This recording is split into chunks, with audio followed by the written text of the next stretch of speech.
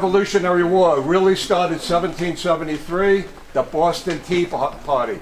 The men and women from the 13 colonies, tens of thousands of them, wanted their independence from the British. They were really mad. So they took all the tea and threw it off, millions of dollars worth of tea. So that really started a war. Okay, and they got a hold of George Washington to create the first army in America, the Continental Army, and they declared their independence. Let's see, that was July 4th, 1776, and Thomas Jefferson is the one who wrote the independence, and 59 founding fathers signed it. Okay, his job was the general. His job was to take all these men from the 13 colonies and create the first army in America. He had a very, very hard time doing that because back then the men from the 13 colonies, they were drunks, they were farmers, they were bums. They didn't want to take orders from anybody. They go practice with George Washington for 2 or 3 days and then they want to go home. He really got fed up with that. So he got a hold in 1777, the next year, he got a hold of Benjamin Franklin. He's on your $100 bill. My favorite. Okay, he was a diplomat. He put Benjamin Franklin on a sailboat, which took 6 months to get from the U.S. To France. His job was to talk to the French government to get troops to come back and help George Washington fight the British and create his first army in America.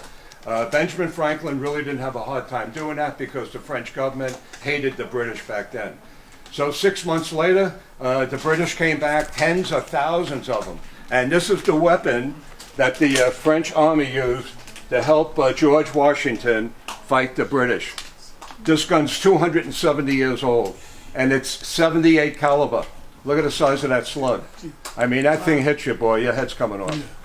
Okay, so that was the gun that they used to fight the British.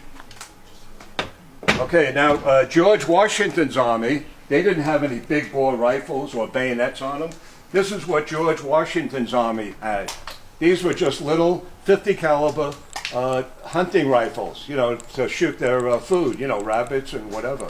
So they really had a rough time back then. They're really lucky that the French army came to help them.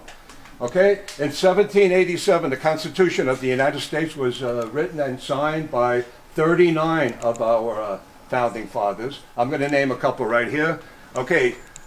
Thomas Jefferson, he's on your $2 bill. He was our third president. Okay, Benjamin Franklin, diplomat. We got Alexander Hamilton, he's on your $10 bill. He was the first treasurer in America.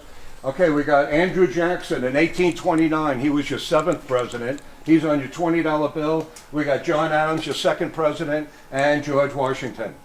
Okay, he's on your $1 bill. We can't forget about Martha. See how rough Martha looks? And the reason is, 247 years ago, that's how old America is right now, there was no beauty parlors.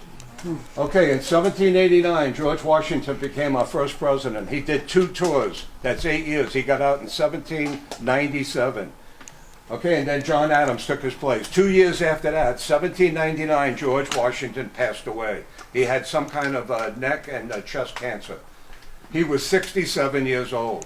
That's living a long time back then.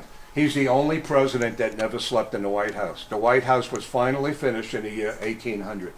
And the British did come back to America, and they burnt down the White House in 1812.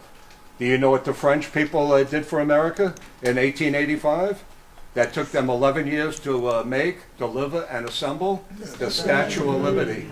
Right, so they really helped make America in my book. Everybody learning a lot today? Okay, now we're going to turn around. Are these the original uniforms? No, I had them reproduced, yeah. Yeah, where am I going to find a uniform 260 years old? They look pretty good though. Yeah. Okay guys, we're going to see Elvis Presley. Yahoo!